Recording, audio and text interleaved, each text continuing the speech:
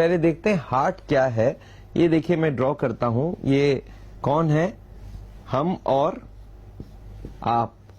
ये है हमारा पूरा बॉडी, और ये देखिए हार्ट है, यहाँ पे हार्ट होता है। कितना बड़ा हार्ट का साइज होता है, करीब करीब 300 ग्राम वजन होता है इसका। एक समझ लीजिए एक एप्पल के जितना हार्ट होता है।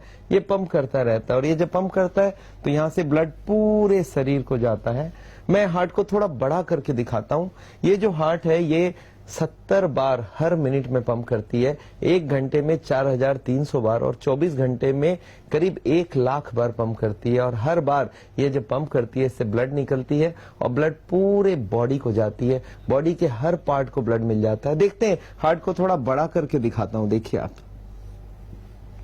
ये देखिए ये हार्ट है बड़ा करके, और हार्ट जब पंप करती है तो इससे एक ट्यूब निकलती है जिसका नाम है एओर्टा। ये 1 इंच मोटी होती है, और ये ब्रांच पूरे बॉडी को एक एक ब्रांच देते रहती है। देखिए पहला ब्रांच राइट हैंड को दिया, फिर ब्रांच ब्रेन को दिया, फिर लेफ्ट हैंड को दिया, फिर ये यू टर्न लिया और हार्ट के पीछे से नीचे उतरता गया। और अब देखिए इधर पेट में निकला, इधर लीवर को, इधर स्टोमक को, और फिर इधर दोनों किडनीज को दिया, फिर इंटेस्टाइन्स को दिया, और फिर अल्टीमेटली दोनों पैरों को दे दिया। मतलब एक बार हार्ट ने पंप किया, ब्लड पूरे बॉडी को पहुंच गया। अब जब हार्ट पूरे बॉडी को ब्लड दे रहा है, ब्लड से बॉडी को क्या मिलता है, ऑक्सीजन। अच्छा, पूरे बॉडी को ऑक्सीजन जरूरत है, हार्ट को खुद के लिए भी तो ऑक्सीजन जरूरत है। अब देखते हैं हार्ट अपने लिए क्या लेता है। हार्ट अपने लिए 3 ट्यूबें ले लेता है, और इनके नाम है कोरोनरी आर्टरीज। देखिए मैं दिखाता हूं, एक ये राइट साइड में है, इसका नाम है राइट कोरोनरी आर्टरी। ये ट्यूब कितनी मोटी होती है मैं आपको बताऊं, ये करीब करीब एक बच्चे पेंसिल से लिखते हैं इतना बड़ा होता है हार्ट का जो ये ट्यूब्स होते हैं उनके साइज। एक का नाम है RCA, राइट कोरोनरी आर्टरी। ये है राइट वाली ट्यूब। लेफ्ट में 2 ट्यूब है, और ये दोनों ट्यूब को यहाँ पे दिखाता हूं। देखिए एक ट्यूब पहले निकला, एक पीछे की तरफ घूम के चली गई, इसका नाम है लेफ्ट सर्कमफेरेंस, और एक है LAD, लेफ्ट एंटीरियर डिसेंडिंग। ये देखिए ये ड्रॉ कर रहा हूं यहाँ पे। ये जो 3 ट्यूबें हैं, एक का नाम है RCA, एक का नाम है LAD। LAD का मतलब है लेफ्ट एंटीरियर डिसेंडिंग, और एक है लेफ्ट सर्कमफेरेंस। ये पीछे की तरफ घूमते हुए जाता है, सर्कमफेरेंस मतलब घूम के जाना, अराउंड द हार्ट जाती है। ये जो 3 ट्यूब है इनके नाम है कोरोनरी आर्टरीज। अब हार्ट की बीमारी में होता क्या मालूम है, यही ट्यूब के अंदर चर्बी जम जाती है, कोलेस्ट्रॉल जम जाती है। मतलब ये चर्बी हम जमाते हैं, भगवान नहीं जमाती है, हम जमाते हैं। और ये ब्लॉकेज जब बढ़ने लगती है तो नेचुरली आप समझ सकते हैं हार्ट की सप्लाई धीरे धीरे कम हो जाती है। चलिए इस ब्लॉकेज को थोड़ा बड़ा करके दिखाता हूं। देखिए हार्ट की ट्यूब को थोड़ा बड़ा करके दिखा देता हूं मैं आपको। ये ट्यूब है मान लेते हैं। अब देखिए ब्लॉकेज कैसे होती है ट्यूब के अंदर। ये ब्लॉकेज कब से शुरू होती है सोचिए, ये ब्लॉकेज शुरू होती है करीब करीब हमारी उम्र जब 20 साल की हो जाती है। आप समझ लीजिए बच्चा जन्मता है इतना छोटा होता है, धीरे धीरे बढ़ता रहता है, बढ़ते रहता है, बढ़ते बढ़ते जब तक वो 18 साल तक होता है तब तक चर्बी खाए कोई प्रॉब्लम नहीं है, क्योंकि ये चर्बी आपकी ग्रोथ, बच्चों का ग्रोथ करने में हेल्प करता है। बट 18 साल के बाद ये वाली ग्रोथ खत्म। अब ग्रोथ कहाँ की शुरू हो गई, अब शुरू हो गई या तो मोटापा वाला ग्रोथ या हार्ट के अंदर की ब्लॉकेज की वाली ग्रोथ। तो अब हमें कौन सा चाहिए, दोनों ही नहीं चाहिए। अब देखते हैं ये ब्लॉकेज शुरुआत कहां से हुई। शुरुआत तो पहले 1% से ही होगा। देखिए ये छोटा सा ब्लॉक हुआ, थोड़ा सा ब्लॉक हुआ, 20 साल की उम्र है। अब धीरे धीरे ये ब्लॉकेज बढ़ता जाएगा। ये देखिए ब्लॉकेज और बढ़ गई, ये और थोड़ा ब्लॉकेज बढ़ गया। जैसे जैसे टाइम जाता गया ब्लॉकेज बढ़ती गई। अब देखिए 50% ब्लॉकेज हो चुकी है। अच्छा, मरीज को पता ही नहीं ये ब्लॉकेज बढ़ता जा रहा है, क्योंकि 50 में उसके पास अभी 50 खुली है, कोई दिक्कत नहीं है। धीरे धीरे और ये ब्लॉकेज बढ़ी। अब देखिए 60-70% ब्लॉक हो गया, अभी भी मरीज को मालूम नहीं। ये अब 80% जब ब्लॉक हो जाती है तब मरीज को पता चलता है वो हार्ट का पेशेंट हो चुका है। क्यों? 80 के बाद मरीज को तकलीफ हो जाती है। आप सोच के देखिए 80 के बाद क्यों? क्योंकि 80 के बाद जो 20 रह जाती है, 20 रह जाती है, वो हार्ट के लिए काफी होता है। आप सोचिए हमारी हार्ट की जरूरत क्या होती है। एक आदमी बैठा है, उसकी हार्ट की जरूरत सबसे कम है, क्योंकि हार्ट की स्पीड बहुत कम है। उसको जरूरत है 10%। अगर वो चलना चाहे तो उसको 20% जरूरत है। और एक आदमी चल रहा है, घूम रहा है, गाड़ी चला रहा है, सीढ़ियां चढ़ रहा है, तो उसका 20% से काम निकल जाता है। तो एक बात सोच लीजिए, जो घूम फिर रहा है उसको कोई तकलीफ नहीं है, 80 ब्लॉक है, उसको पता ही नहीं वो हार्ट का पेशेंट है। मतलब कोई आदमी अगर चल फिर सकता है, इसका मतलब उसके पास 20% तो पक्का ही खुला हुआ है। तो 80 ब्लॉकेज तक पेशेंट हमारे पास यूजुअली नहीं आता है। जब कोई मरीज आके ये बोले कि डॉक्टर साहब मैं जब चलता हूं तो मेरे छाती में दर्द होता है, भारीपन होता है, तो मैं समझ जाता हूं ये हार्ट का पेशेंट है और 80 से ऊपर ब्लॉकेज करीब करीब हो चुकी है। तो हमारे पास कब पहुंचेगा पेशेंट? 80 के बाद। आप ये सोच के चलिए जो आप हार्ट के पेशेंट नहीं हो उनमें से सबके 0 ब्लॉकेज नहीं है। ये ब्लॉकेज हो सकता है कोई का 10 हो, कोई का 20 हो, कोई का 30-40, कोई का 50-60, कोई का 70-80, और तब तक उनको मालूम भी नहीं। तो मैं जो आज हार्ट की बीमारी को रोकने की बात कर रहा हूँ, ये जो चर्बी ना जमने की बात कर रहा हूँ, ये ऐसा जरूरी नहीं है सिर्फ हार्ट के पेशेंट को ही मालूम होना चाहिए, ये तो सबके लिए मालूम होना चाहिए कि भाई अब मेरी अगर ब्लॉकेज बढ़ रही है तो ये ब्लॉकेज बढ़नी नहीं चाहिए। अच्छा, अब एक बात सोचते हैं, ये ब्लॉकेज जब 80 के ऊपर चला जाए तो पेशेंट आके कंप्लेन करता है, सर मैं जब चलता हूं तो मेरे को छाती में दर्द होती है, और ये दर्द लेफ्ट हैंड में होती है, लेफ्ट साइड में होती है, और ये हाथ में भी जाती है। कुछ लोगों को चोकिंग होती है, सांस फूल जाती है। कुछ लोग बोलते हैं मुझे धड़कन तेज हो जाती है, मेरे को लगता है छाती में कोई जलन आ रहा है। तो ये सब सिम्टम्स को हम लोग बोलते हैं एंजाइना, और इसका मतलब ही है 80 से ऊपर ब्लॉकेज हो चुका है।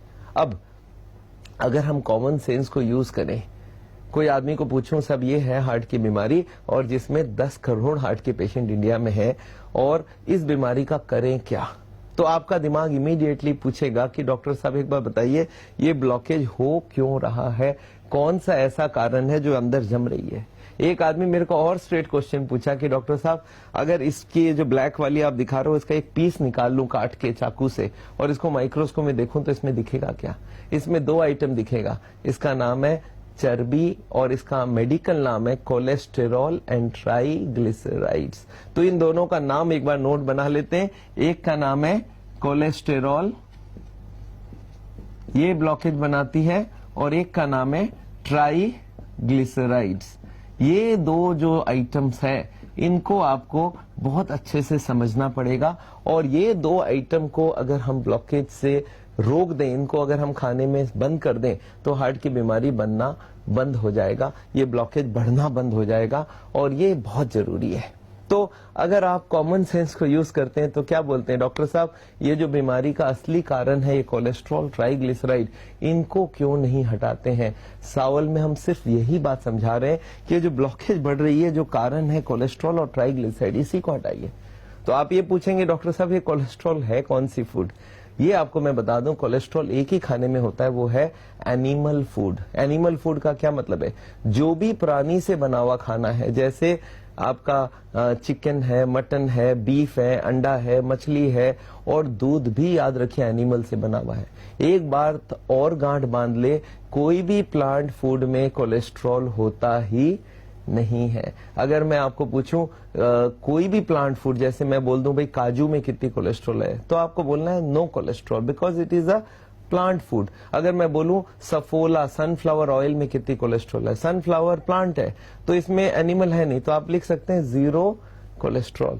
तो मतलब ये जो तेल है वो कोलेस्ट्रॉल नहीं है। तो आप पूछते सब ये तेल फिर कौन सा चीज है? ये है ट्राइग्लिसराइड्स। याद रखिएगा तेल का जो मेडिकल नाम है वो है ट्राइग्लिसराइड्स।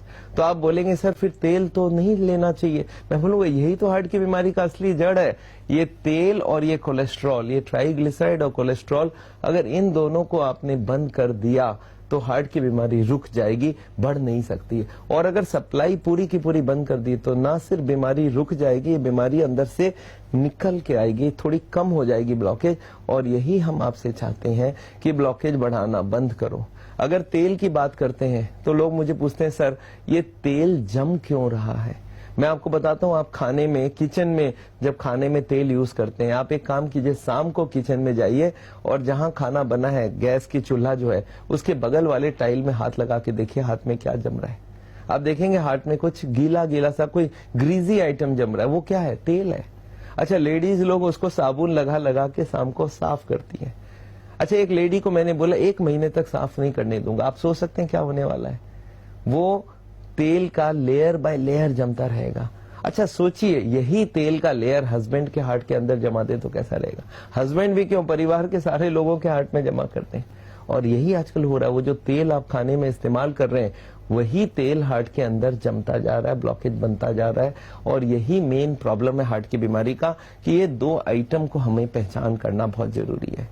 पर अनफॉर्चुनेटली हमारे जो हार्ट के हॉस्पिटल है, जो कार्डियोलॉजिस्ट हैं, उनको इन दोनों से कोई मतलब नहीं हो। बोलते हैं भाई देखो आप ब्लॉकेज बढ़ाओ, हमें कोई प्रॉब्लम नहीं, हम इनकी बात ही नहीं करेंगे।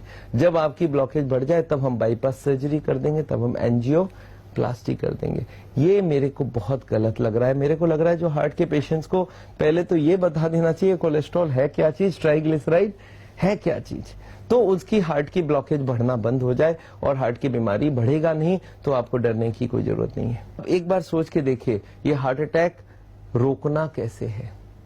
एक आदमी को मैं कभी कभी पूछ लेता हूँ, एक नोट की गड्डी है और उसमें रबर बैंड लगा है, मैं नोट घुसाए जा रहा हूँ, तो रबर बैंड का क्या होगा, खींचता जाएगा, रबर बैंड एक दिन बस्ट हो जाएगा। अगर मैं बोलूं कि रबर बैंड ना बस्ट हो, उसके लिए क्या करना है, तो आपके पास इमीडिएटली आता है कि डॉक्टर साहब फिर नोट घुसाना बंद करो। मतलब अगर इसके अंदर मैं और कुछ कोलेस्ट्रॉल और फैट ना घुसाऊं तो फटने का चांस नहीं है। मैं एक स्टेप और आगे जाता हूं, कुछ नोट निकाल लेते हैं। आप सोचिए अगर ब्लॉकेज के अंदर से कुछ नोट निकाल लें, कुछ फैट निकाल ले, तो हार्ट अटैक के चांसेस क्या है, फिर कोई चांस नहीं है। ये एक सिंपल लॉजिक आपको समझना होगा कि नोट की गड्डी से मैं नोट निकाल रहा हूं, रबर बैंड ढीला हो रहा है, अब फटने के चांस।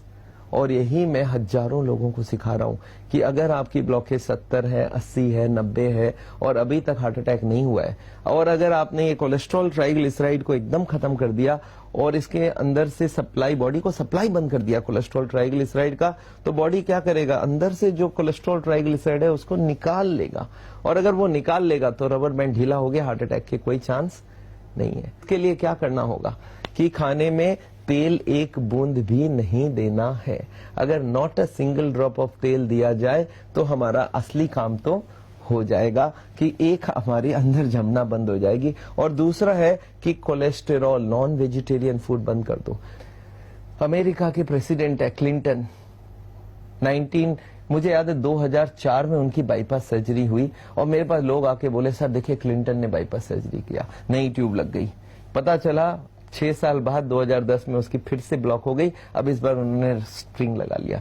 जब उनको रियलाइज हुआ कि स्प्रिंग फिर से बंद होने वाली है, तब ये जाके मिले अमेरिका में हमारे जो वहां पे कोलीग्स हैं डॉक्टर डीन ऑर्निस से, और ऑर्निस ने उनको बताया कि नहीं आप ब्लॉकेज बढ़ाने वाला प्रोसेस कोई बंद करते। उन्होंने बोला साहब 2004 में हमको ये बता दिया जाता तो मेरे को बाईपास की जरूरत ही नहीं पड़ती।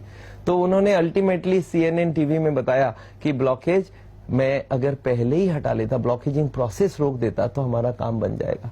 तो याद रखिए ब्लॉकेजिंग प्रोसेस बंद करने के लिए दो चीज, कोलेस्ट्रॉल एंड ट्राइग्लिसराइड। तो अगर बिना तेल के, बिना कोलेस्ट्रॉल और बिना तेल के ट्राइग्लिसराइड के अगर हम खाना बना सकते हैं तो हार्ट की बीमारी को रोका जा सकता है और उसको रिवर्स भी किया जा सकता है।